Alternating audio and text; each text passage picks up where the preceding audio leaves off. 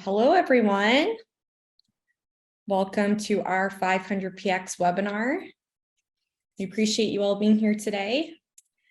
Let's get started. It's noon. In Focus, Capturing Realness in Commercial Photography is our second webinar that we are hosting in our ongoing licensing series. And today we are addressing the topic of realness and what that looks like and what that means in commercial advertising. We're diving into this topic today because we are really experiencing a turning point within the marketing and advertising industries. And gone are the days where brands and companies can pull the wool over consumers' eyes, so to speak, and solely rely on tactics.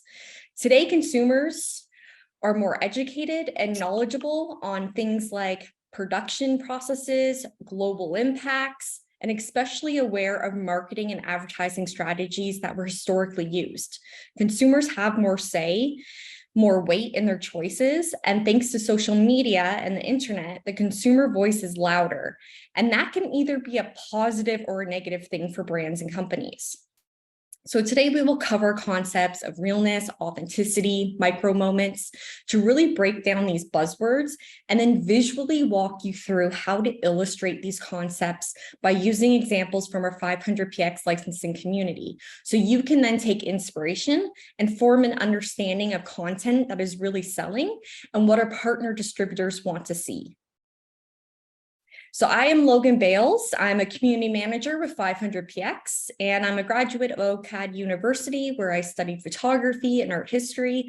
My work experience ranges from curatorial practices to developing and executing program and community outreach of all kinds for various galleries, museums, and nonprofits. I'm very grateful to be part of the 500px team in this capacity, where I get to work with photographers globally and help their growth and learning within this industry. And with that, I will pass it off to my partner panelist. Hello, everyone. Thank you for joining us today. My name is Devin Steele, and I'm a senior art director at 500px. I'm a graduate of Sheridan College of Applied Arts and Technology for Media Arts. I've previously worked in film and television in a variety of different roles, but in the last few years, I've made a home at 500px, working with amazing contributors on different licensing quests, commercial grants, and other fun projects. We have a great presentation that will give you some inside tips on different shot lists and best practices for licensing, as well as some info about our 500px commercial grant if you stay until the end. Here will be a quick rundown of what we'll be covering in today's webinar. We'll start with micro moments, explaining exactly what a micro moment is and how they can help elevate your licensing content. Next, the importance of realness and authenticity and how shooting content that feels very genuine and authentic is essential for today's world of commercial advertising. We'll be covering our commercial shoot strategy. It's a simple and effective way to maximize your commercial shoots and capture highly saleable content. And then we'll be going through a few different shot lists that we'll be covering. These will focus on different age demographics and how content depicting different generational cohorts will look dramatically different. Lastly, we'll be touching on 500px commercial grants. Our newest grant actually launched today. And if you stick around, you may just get some helpful tips on the kind of content our editors are looking for. So without much further ado, what are micro moments? Well, micro moments are photos that capture a genuine slice of life moment in the life of a real person. Looking at this collage, we see a person feeding their cats, we see children brushing their teeth, a person applying makeup, someone lounging at home on their phone. It's all highly relatable and very realistic situations. They don't feel unnatural or too exaggerated. My favorite of these would be the photo at the top left by Olga Volodina, a mother simply watching her daughter eat while the daughter watches something on her smartphone. Well, this doesn't typically feel what people may consider to be a traditional stock image. This feels like a very real family having a very average night. And when you capture these kinds of moments, you're capturing very relatable content. That relatability is an essential quality for licensing. Brands are always looking for content that will be relatable and connect with their target audiences. And another great thing about this photo is how you can apply different conceptual themes, such as parenthood, responsibility. We see the daughter eating, but not the mother. This could indicate financial issues, something that a lot of people struggle in their day-to-day lives, but she's putting her daughter first. She's making sure that she's taken care of before taking care of herself. These moments may not feel overly dramatic or exciting. There's a lot of stock photography that traditionally focuses on travel and adventure, the achievement of climbing a mountain, taking a posed photo with your arms raised. This is not that kind of content. It's much more down to earth. This kind of content trend has been developing for many years. It can be seen as a natural progression in the evolution of stock photography, but with the COVID-19 global pandemic, it certainly was accelerated. Through the pandemic, many developed a new appreciation for small, ordinary moments that were suddenly very restricted and controlled. Everyday activities like working in an office, connecting or socializing with friends, even shopping in a retail store, or going out to a restaurant or bar, they're no longer taken for granted the way they had been previously. And as we've moved beyond COVID-19, depictions of these moments tend to resonate more with audiences. This photo to the right can be very relatable to to children, anyone with siblings, parents, or even someone who just simply remembers playing in a pool on a hot summer day as a child. And with titling and keywording photos, it's important to add terms like micro moment, real people, real family, not just person or family, because it adds that emphasis for realism. This allows them to surface better when being searched for by content buyers. We have a great example of a title for this image: two young siblings with goggles swimming together in an above ground pool, Cleveland, Ohio, USA. Now, this would be considered a very descriptive title, which greatly helps the searchability of your photos. And including the location information should be considered essential for licensing. Campaigns are often based around targeting specific locations. And if your photo is from that desired location, having it appear in searches when that location is searched for by content buyer greatly increases its potential in making the sale. I know during the pandemic, something that was missed by many was haircuts and the opportunity to have one done by a professional. Here we see a moment in a model's life in which he's getting a cut. It could be for a big event. It could be, just regular personal maintenance. Haircuts can even be seen as a form of self-care. Considering the photo from another context though, we also have the barber or hairdresser's hands reaching into frame. This is a professional in a professional setting. This is their career and potentially their own small business, making them an entrepreneur. Having keywords that can connect to both of these contexts greatly opens up the potential of your photo. To the photo to the right, we're capturing a more low-key moment. What's more relatable than a quiet night at home, cuddling with a pet, scrolling the internet, or streaming a movie or show? This photo captures a very ordinary domestic moment, but you're still able to apply a few different contexts to it. Whether she's simply relaxing, is she working from home, video chatting and connecting with friends and family, or even shopping online. Realness and authenticity. As I have mentioned previously, these have become real buzzwords in marketing and advertising, but they are also representative of a larger shift that is occurring right now. A shift where we see less glamour and more everyday, less exaggerations and false promises, and more relatable and realistic narratives. A great definition of realness is the quality of being genuine, authentic, and true to oneself or one's nature without pretense or imitation. This definition really speaks to transparency, a concept that was historically lost or blurred within advertising for a very long time. And because of this, consumers have turned to and demanded more accountability from the brands and companies they buy from. Today, we see brands asserting their realness and authenticity in various ways. You could probably think of at least one brand for each of the following examples. You have probably seen a brand take a stand on a social or political cause, take ownership or responsibility for something they overlooked or denied in the past, use language and imagery that is relatable to current day needs, wants, and experiences of the consumer, such as using real models or offering sustainable product lines. You've probably noticed that brands slow down on talking at consumers and start listening to consumers. We see more emphasis on community building, and this is a good way to listen and learn rather than talk to and sell. And ultimately, this is a big one: less spectacle and more storytelling. Take a look at the images on the right. Notice the similarities both physically and with the emotions or first impressions you get from each image. We see genuine connections between parents and friends. We see relatable experiences such as family swimming and childhood boredom. We see real life unfolding, as shown in the image of the father holding his newborn son while multitasking on his phone. What we do not see is stock cliches, such as white backgrounds with a person literally enacting an action, such as using a mobile phone. That type of image would tell us people use phones. It's uninteresting and it's not going to make an impression on your audience. Whereas the image of the father and son tells us a story of a father taking advantage of nap time to multitask on his phone while enjoying a precious moment within the intimacy of his home. How many parents would be able to relate to this image? Now, shooting this content is important, but like how Devin also addressed, so is proper titling and keywording. This is how your content will surface and communicate to your buyers. Looking at the same image of father and son, an appropriate example title might be "New Father Using Mobile Phone While Resting with Infant Son in Hammock Indoors, Auckland, New Zealand." So we have covered various terms in advertising and explained how important they are to commercial advertising. But what does this mean for you? Well, if you're going to take anything away from this webinar today, it should be that when you create relatable and authentic images, it is more likely to be remembered, it is more likely to make an impact, and is more likely to fetch a sale. Authenticity and realness has a way of winning consumers' hearts and evoking an emotional connection that is a key driver in advertising. Take a look at these images as an example. The first depicts a non-binary person sharing a moment with their pug. It's very relatable, it's very comforting, while also being conscientious of consumers' wants to see real models and more diverse representation and inclusion within commercial content.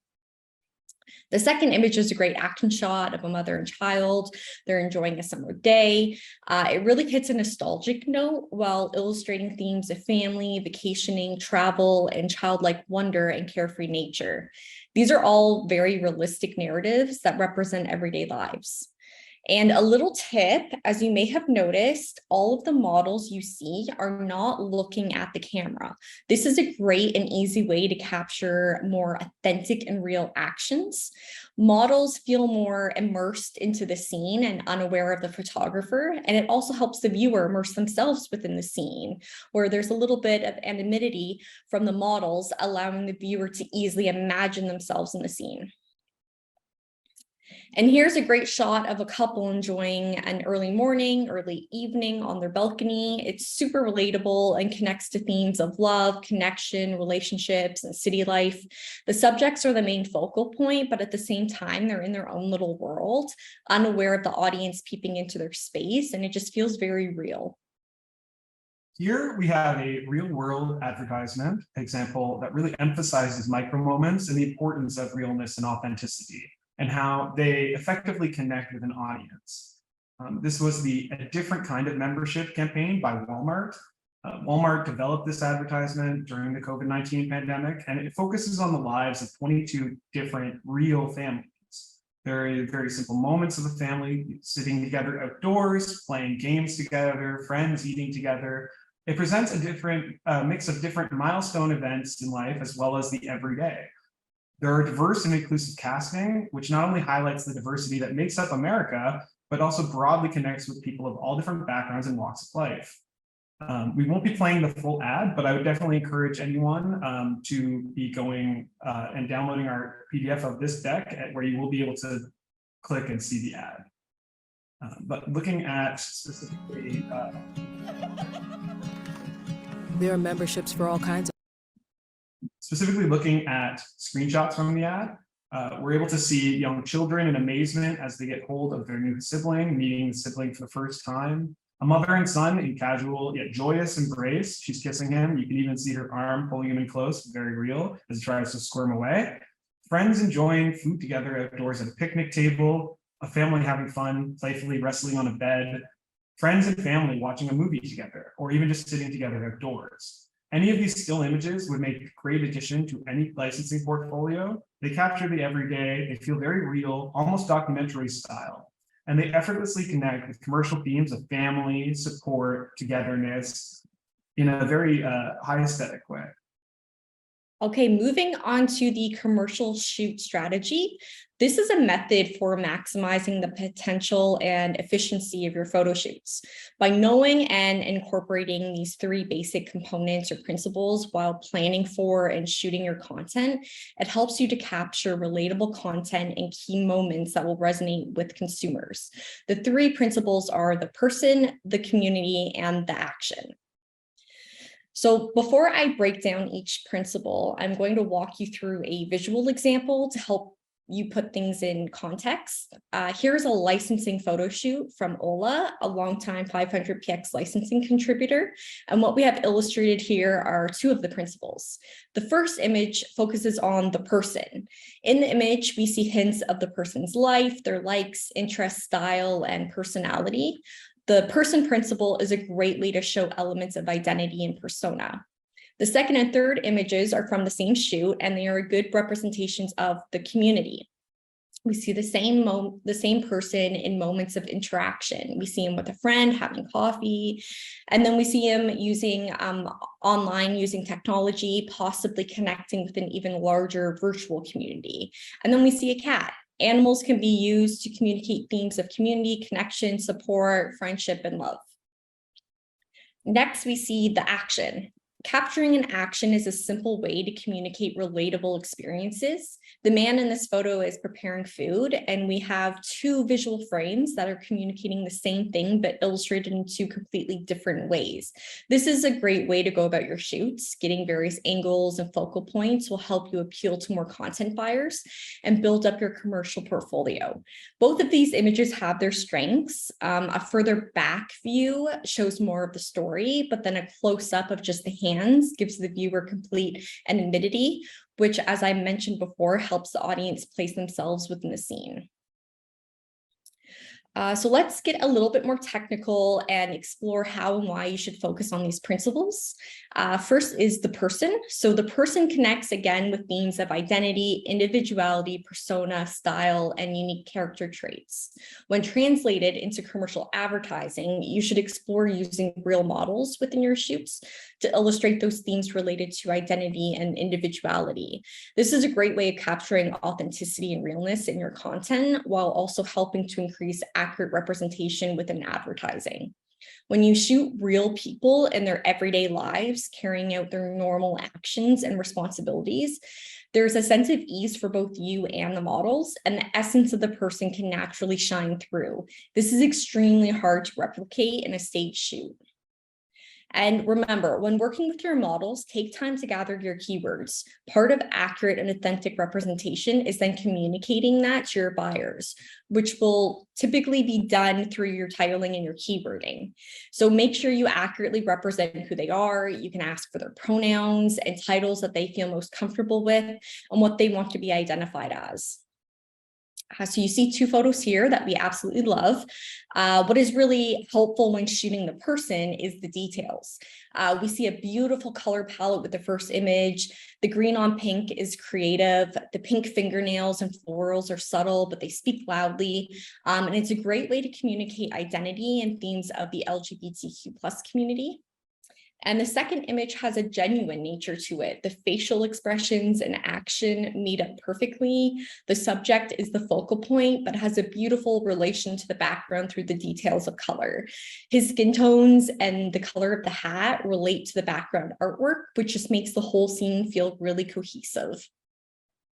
So community is a powerful principle to explore within your shoots. Communities often have shared experiences, and through community is where we see concepts of friendship, family, love, connection, support, celebration, and culture. These are themes that typically evoke emotions and can really help you make a memorable impact on your audience. And again, just like in the first principle, it's important to keep things authentic by capturing real friends and real families when possible. Community can be anything from a connection with your neighbors or a group of people with similar interests, such as the photo on the right, performing a community cleanup, or it can be as simple as connecting with a pet, like the photo on the left. And last but not least, we have the action. Actions are important to incorporate into your shoots because they often help illustrate relatable moments. This can be texting, preparing a meal, packing a lunch, etc. Capturing the action is a great way to practice storytelling within your photography and make your photos more dynamic. One of the best ways to capture an action is just have your model perform the entire process and capture all of the little moments that make up the overall action or task. This tells the story and then gives you more diverse content to choose from. And of course, all of your actions do not have to be as extreme as rock climbing. In fact, capturing smaller actions such as baking or drawing and painting are perfectly relatable actions. Plus, the action principle typically relates to themes of growth, strength, accomplishment, achievement, resilience. These are concepts and emotions that help you make like a strong impact in your content and in advertising. The photo of the woman painting can relate to a sense of growth and accomplishment of owning a craft. And the photo of the young boys baking evokes a sense of wonder, learning, and experimenting. So just to recap, we have the person, which is a great way to illustrate identity and individuality. It's also a great way to increase more accurate and diverse representation within licensing and appeal to marketers and brands. We have the community, which is a great way to illustrate support, friendship, and connection. And this can help your content evoke an emotional connection with your audience and make a more memorable impact. And then we have the action, which can relate to themes of growth, accomplishment, and achievement. And this is a great way to capture storytelling and relatable moments. And of course, some of your content will overlap with these principles, and that is totally fine. I'm sure you saw some photos that could probably fit into both community and action. The point of this is to start thinking like an advertiser and inspire you to get creative on your shoots and make the most of them.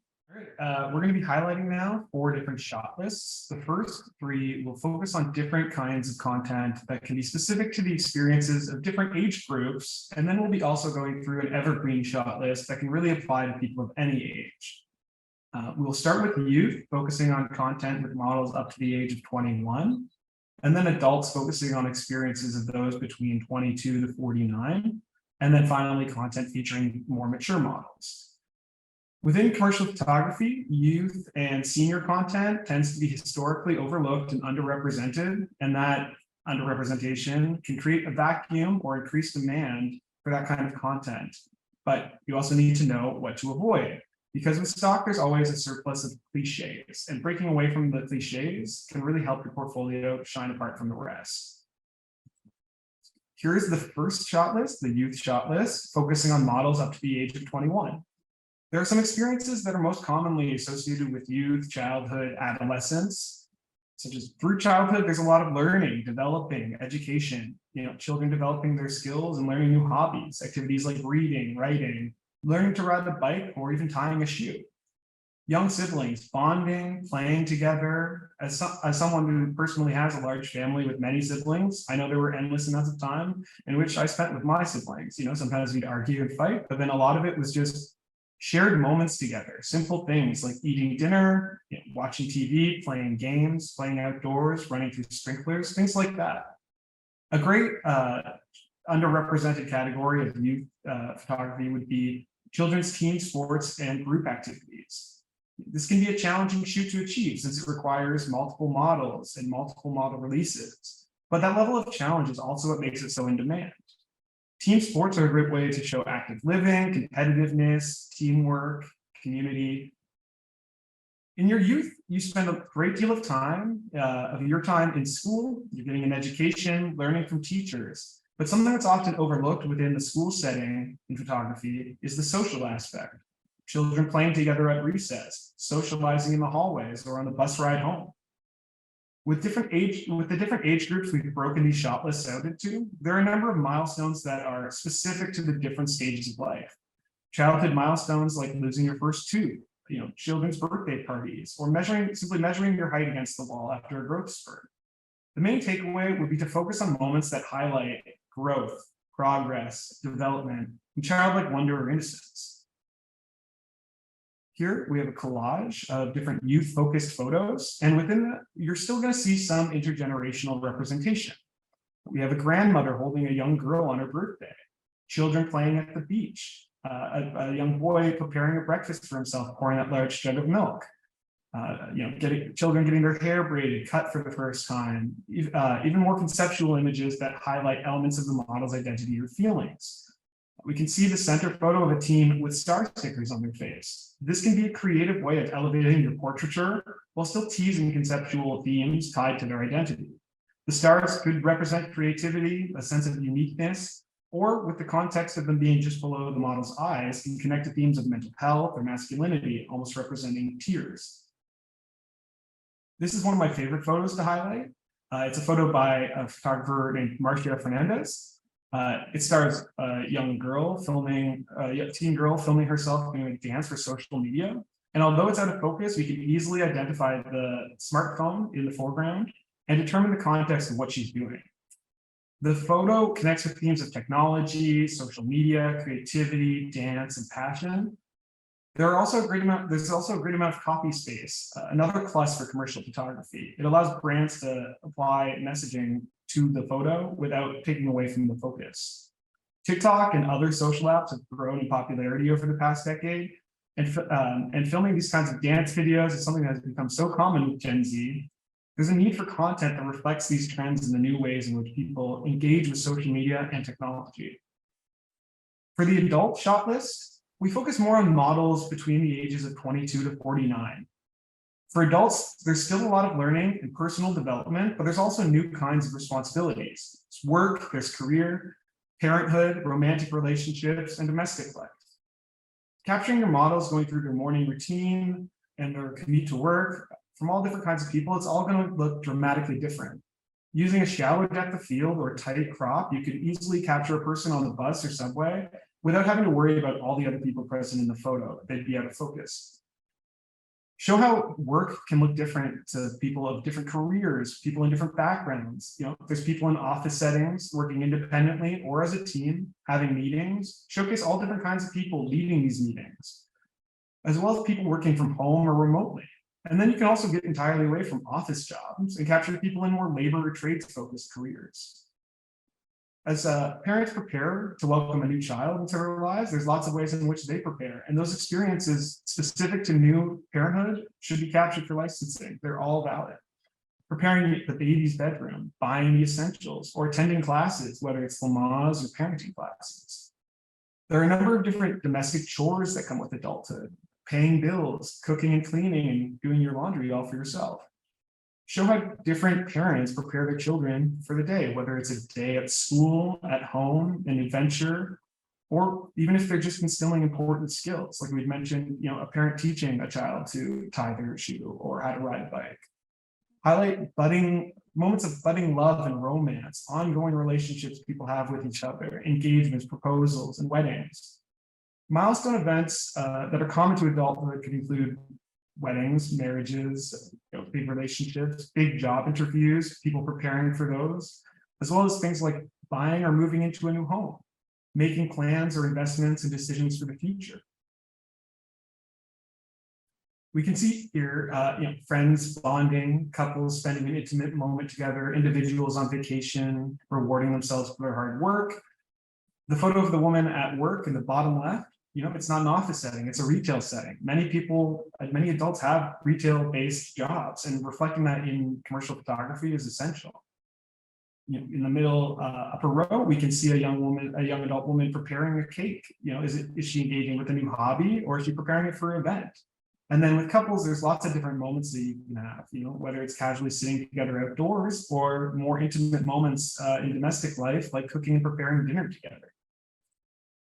Here's a photo by photographer Samantha Pierre featuring two adult friends. They're smiling, they're laughing together. It feels genuine while also having a ton of great attributes that make this work amazing for stock. There aren't any visible brands. That's an important element for getting your photos ready for licensing. There's lots of copy space above the models. Their expressions, while joyous, don't feel overexpressive or fake. With adult-focused content, an aspect that is often overlooked and underrepresented is friendship, just casual, platonic friendship. The time spent with others who are there for you, just simply to connect with, to have laughs and have good times with. The last of the age-specific categories would be mature or senior adults, focusing on models 50 plus. And while 50 typically isn't considered senior by any means, it is when there often begins a new, different kinds of responsibility and experiences than you've had in middle or young adulthood. Show how people, their friends, their families, their coworkers celebrate someone as they retire from work. Capture what that retirement experience looks like, for different people, whether it's highlighting mature couples traveling abroad, finally having the time for that, or people being active, attending the gym or a fitness class. Sometimes there's often fitness classes that are specific to different age groups, especially senior or mature adults, that they can be taking part in. Or being a grandparent to their grandchildren, bonding, babysitting, connecting, being there for them, passing on different traditions and values that they feel are important. Something that is very overlooked within the senior focused content we see is the rich social lives of seniors, content that depicts them spending time with friends, going out for cocktails, or even hosting dinner, having dates or romantic moments. Lots of seniors have that in their lives, but it's often not represented within commercial photography. There's also, for seniors and retirees, now time for developing new skills and hobbies. It's important to highlight the model's passions and interests, even if it's new to them. And you want to consider both physical and creative activities. As Logan had mentioned, it's not all rock climbing, it's also painting and reading, that kind of more contentment. Some seniors continue to work, whether it's for necessity or by choice, showcase how senior and mature adults work different jobs and careers and bring with them expertise and experience. We have a few different photos here that focus on seniors, and you can see that relating to our shoot schedule, our shoot strategy, it also relates to the person, the community, actions and hobbies, things like that. We see people being active in work and passions, connecting with others, or even just laying in bed on their phones. People who are happy and proud to be who they are and know that age is just a number. These are people who are still living rich lives, whether it's painting, connecting with grandchildren, working in a wood shop. There's lots of different options here. Here we have a great photo of a senior woman using a digital tablet at home. I think it's really relatable. A lot of us use technology at home, we can relate to that. But what I think is different about this photo would be her posture, the way she's sitting. It's casual and a lot more playful than a lot of traditional stock senior focused content would allow. The cliche with senior content tends to be a focus on healthcare, often with negative depictions of aging. The cliches we often see are, seniors only being depicted when interacting with doctors or being bound to a wheelchair, when in reality, many seniors lead very active and engaging lives. So we have talked a lot about various content types and demographics, but there's something that we call evergreen content. This is content that has a long shelf life in commercial advertising that you may want to consider and use in tangent with the other information that you've received today.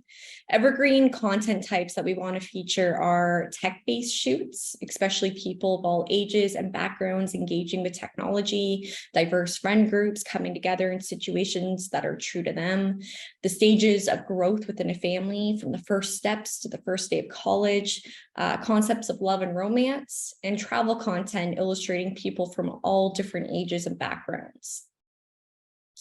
Here are some featured photos that we see as evergreen content. We see intergenerational support here on the far left.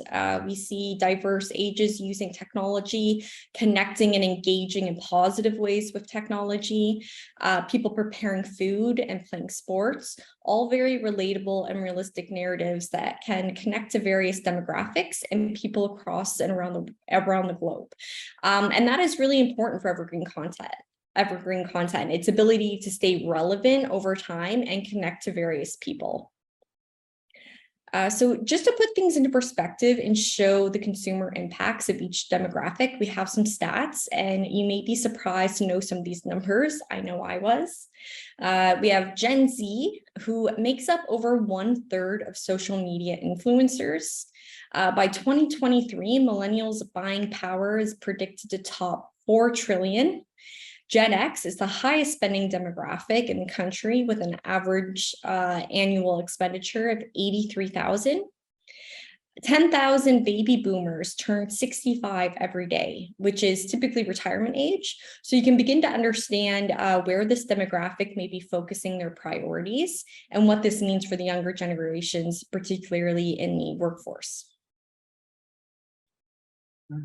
Thank you for those who've stuck with us this long. Our last piece before opening up for Q&A will be on the 500px commercial grants.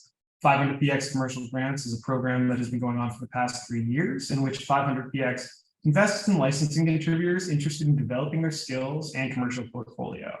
Each recipient of a commercial grant receives $1,000 US. All of the photos here have been part of different commercial grants over the years. We've held them in the past around different themes, such as breaking the mold, which took a focus on LGBTQ+ representation. Project Show Us, which was more about building more inclusive and authentic depictions of women within advertising. Intersectional diversity, which celebrated the qualities that make us different, as well as people of different abilities. Reimagining mental health, which was more to build an inclusive collection, that captures the diverse ways in which mental health can be depicted, highlighting both negative and positive concepts in a realistic as well as conceptual ways. As well as Life Online, which focused on the ways that technology allowed us to connect and be together through the COVID-19 pandemic. So how does it work? Currently, we have a call for content in which you can submit photos to be considered for the grant. 5 photographers are chosen based on their submissions, and those 5 photographers will then work with the 500px content team to develop their shoot into a larger 100 photo series connecting to the overall theme. The theme of our current and newest commercial grant is a day in the life. And so you can see how that applies to kind of our presentation as a whole. Day in the life, we want to see photos that highlight the real and authentic moments in the lives of people around the world. And we want to see how age, location, and culture can play a dramatic role in how these moments look visually.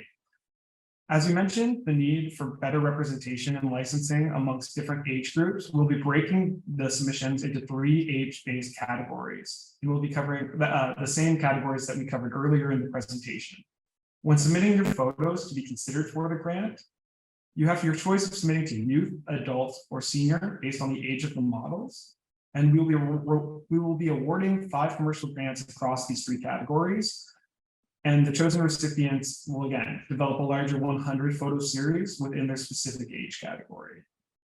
You may have models that visually feel or look like they may fit more than one age category, but I would encourage you to go by their actual age at the time of the shoot and what would be presented and reflected in their model release. Don't just submit every photo to every category. We'll only be considering those that accurately apply.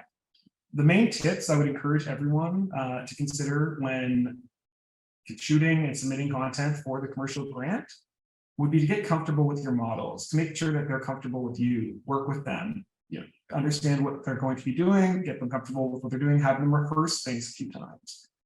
Then when you're done your shoot, even work with them to develop the keywords that you'll be using.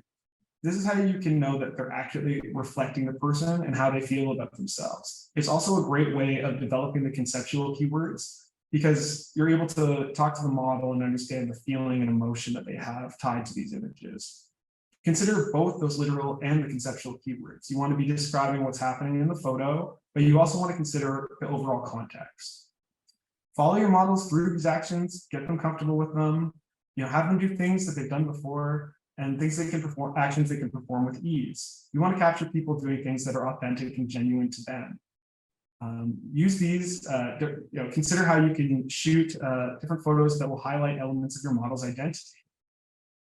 Capture elements of their community, whether it's through family, friends, coworkers, or even pets. And even if you're not able to have the community there in person, as you've seen in our presentation, you should consider how to use technology to represent that connection. For many, this is how people connect with different communities. A lot of people, they're part of communities online, Discord, Reddit, all sorts of things. Be descriptive with your titles and always, always, always include the location.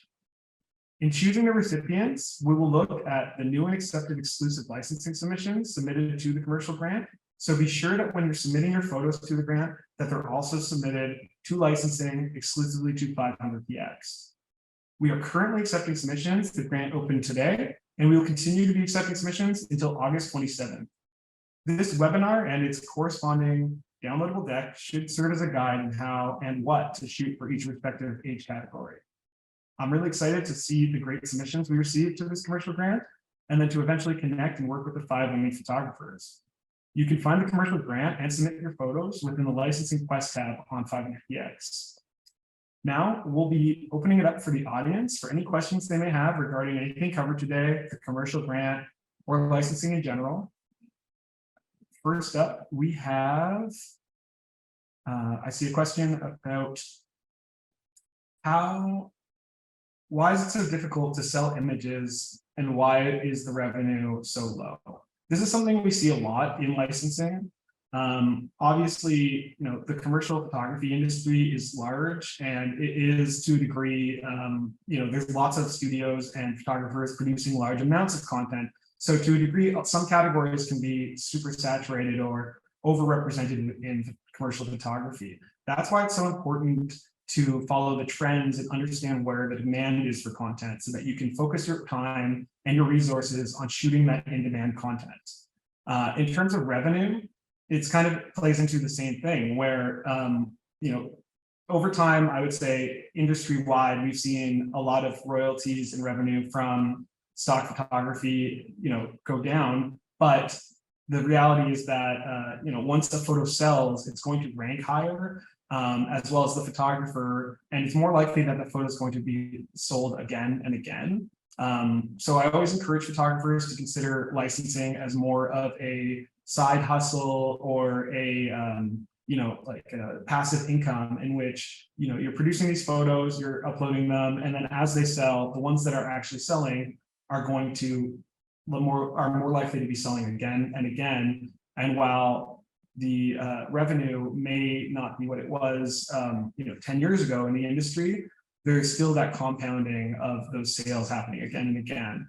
And 500px is so great because we're able to actually offer one of the highest royalty splits industry-wide with 100% for all paid members. So you're actually able to get a larger cut than you would otherwise with 500px. Looking to the next question.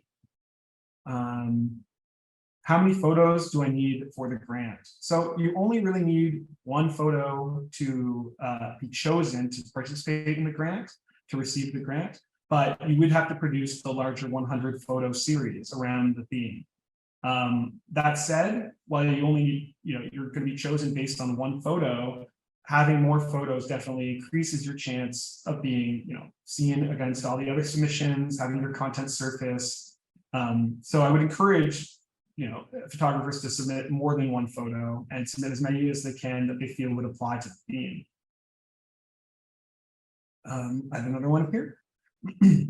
How do I identify different age groups? I kind of touched on this, but I would say definitely go by, not just by looks, because that's something we see a lot is people miscategorizing people of different age groups based on how someone may appear.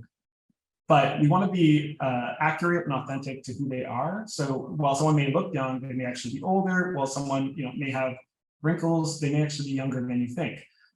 So having them applying based on their actual age, the age at the shoot, and what's reflected in the model release would be the way to go about that. What kind of photography can I do through my phone? So phone photography can be great for licensing. It allows us to have a camera that fits in your pocket, that is available at any moment, should any kind of opportunity arise. The important thing to remember, though, is the quality difference. So there's just certain times where you're going to need, a lot of light. You're going to need make sure everything is in focus for your phone photography. I know that I've personally had licensing sales through photos that I shot on my phone. So it's definitely, you're still able to do it, but you just have to consider the limitations of the technology as well. You're not going to be able to capture something as sharp as with a DSLR. And the content that is shot with, maybe a DSLR or more traditional camera will allow you a bit more room for post-production, for editing the photo, for fixing any kind of things you need to fix, for making it licensable. So while you can still, shoot via your phone, and you can upload your content via the 500px mobile app easily. There's, a lot you can do with your phone. I would consider, but be aware of the limitations of it. Lighting, quality, that kind of stuff. Revenue will be generated. So someone is asking if revenue is only generated if you've joined, if you have a membership in the 500px community. No, that's not the case. Even free members, or there's different tiers to the 500px membership. There's awesome and pro.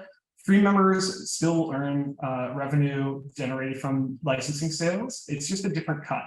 So while we have 100% royalty for pro members, I believe the cut for free members is just considerably lower, but you still have that option again of recurring payments or recurring sales. And even with the photos of free members, once something does sell, it's more likely to sell again. I think there's actually a question from Diana that we may have just skipped. If we want to address that one quick, because that's a pretty good question, Devin, sorry. It's the one that says, does it matter if there's a variation in what we've included in the title versus the description? Example, including the location, age, etc. in description instead of the title. And you can add in, Devin, but I would say that the title and the keywords are more important over the description, just because when we send to our distributors and to our buyers, that information is included foremost. So your title should have things like, like mature woman sitting at a cafe indoors, those kind of like really key words, as opposed to taking time in the description. Yeah, I would agree. I think the title ranks considerably higher. So having the essential information there would be ideal. Someone has asked about, using subjects other than people. What about objects, wildlife, nature, architecture? Do those sell, or is it better to focus on people? So people content will sell at a higher rate than that other content, though there is still a ton of, potential for content that is still life content of objects, or nature, or landscapes and architecture. Just things to be aware of is like the limitations legally that you're going to face with architecture. If you're going to be taking a photo of a building, you're going to need a property release. You're going to make sure that those kind of things are taken care of. You're going to have to worry about other people that are present in the photo potentially. But you can still absolutely license those. They wouldn't necessarily apply for the commercial grant, but licensing in general, absolutely. Nature and wildlife is a huge part of commercial licensing. Those photos are used. It's a big part of the 500px community. This is content that does sell, but you have to also consider that because of the accessibility of that, like how you're able to actually just easily get photos of landscapes and stuff, it is a bit harder to elevate that content above other submissions. These are more saturated categories. For the stock photography industry, is there a difference between a photo taken with a camera or one taken with a phone? There can be sometimes in very specific cases, content buyers or brands might be looking for content that was shot with a specific camera, a specific lens. Those are very specific edge cases, I think, but there's still a ton of opportunities for photos that are taken with a camera or with a phone. Someone has asked, how can you acquire a model release for street photography? So before you're really even taking the photos, if they are planning to use for licensing, you would want to make sure that your model is aware of it and that this is something to be comfortable with, because you're going to need that model release for the subject or anyone that is identifiable within the photo. So if you're taking a photo of a person on the street and you can see very clearly 3 people walking by in the background, you would need a model release from each of those 3 people, and they would need to be accurate and giving the permission for the use of that image for licensing. So for that reason, it's why I suggested, if you're capturing someone on their commute, consider that shallow depth of field or tighter crop so that you can avoid those people in the background. If they're completely out of focus and unidentifiable, it wouldn't require a model release, but you always kind of want to be on top of these things as a commercial photographer. Someone's asking if it's 100 photos for each category. No. With the grant, only the chosen recipients will be producing the larger 100 photo series. And so if someone is chosen for the youth category, they would be tasked with producing a larger 100 photo series around youth. It wouldn't necessarily have to be the exact same models in which are in the photo that was chosen based on the quest or the grant submissions, but it would still need to reflect that same age group. And we're going to be working with the photographers, encouraging them to, apply our shoot strategy, have the person, the community, the action, and that reflected within the work. Do we have any tips for encouraging realness between professional models, particularly if they've just met for the first time? I would say that one of the best things that you can do, I know I emphasized it earlier, getting comfortable with your models and making sure that they're comfortable with you. The best way to do that is to kind of have a very casual meetup, like before you even start shooting. It can be just half an hour beforehand to get comfortable, get to know each other, understand each other, what they want, what you want, what you're going to be going through. And if you're working with multiple models, this is a great time where they can interact and get to know each other. You can kind of figure out exactly what you're going to be doing and how you're going to be doing it. And then they can kind of get a sense for each other. Having time for that, not just throwing them in blind or without any kind of context of each other or interaction with each other, is going to certainly elevate the quality of the photo, and that kind of comfort between each other is going to be reflected in the final product. So someone's asking about framing and copy space. Do we need to leave space when taking the shot? I always encourage people to and photographers to get photos with copy space. You can still take tighter ones.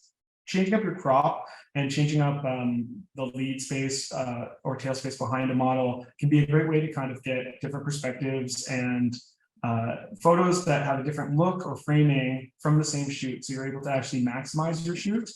You can do tighter photos. You can, do photos that don't have a ton of copy space, but with commercial photography and licensing, copy space is paramount. Because you're able to, it's just an essential space that's needed for brands to put out their messaging. Having that definitely makes your photos more appealing than photos that don't. Someone's asking, once your photo is accepted to licensing, what's the next step for making the sale? Really, once it's accepted to licensing and you've at that point, you've applied the keywords, you've changed the title to be what the title needs to be. It's available, on our distribution partners. It's available for sale. There's not much that you need to do. It's more of waiting time for that sale to come in. I know from experience and working with other photographers that really, the time between a photo being submitted to licensing and the point at which it makes a sale is usually like a minimum of 6 months. So a year or so, like that's really when you start to see movement with the content that you've uploaded. That's partially because there's so much content coming in all the time that it takes a while for the good stuff to rise to the top, but also because sometimes there's just a delay in the way that trends are reflected in what's being actually put out in marketing. Property releases are mandatory for historical monuments. Yes, they would be. They would be necessary for really any piece of art that is designed by another person. So if you're seeing, an art installation on the street or graffiti even, you don't really want to try and license that photo because legally to sell it, you're going to need that express permission from the artist. Even tattoos can pose a difficulty here. If you're working with a model that has a very unique identifiable tattoo design, you're going to want the express permission from the person who designed the tattoo. That's just the way, that's something that's kind of developed over the past few years within licensing. In the past, I know a lot of people who've worked in the industry for many years that wasn't something that was required all the time. But because of the number of legal issues that stem from people using licensing content without permission, people stealing content and all of that, a lot of brands and content buyers, they really want to be assured of the safe use of these photos, and having the necessary releases is essential for that. All right, well, those were a lot of great questions. I'm so thankful for everyone for joining us today. Logan, you were amazing, and thank you. This has been a wonderful experience with the In Focus webinars, and I'm excited to continue them in the future. Again, if you're interested in submitting your photos to the grant, you can find that by going to the Quest tab on 500px, and then within that, the licensing tab to see all the licensing specific quests. Yeah, excited to see what gets submitted. Thank you everyone for joining us today. Thank you, everyone.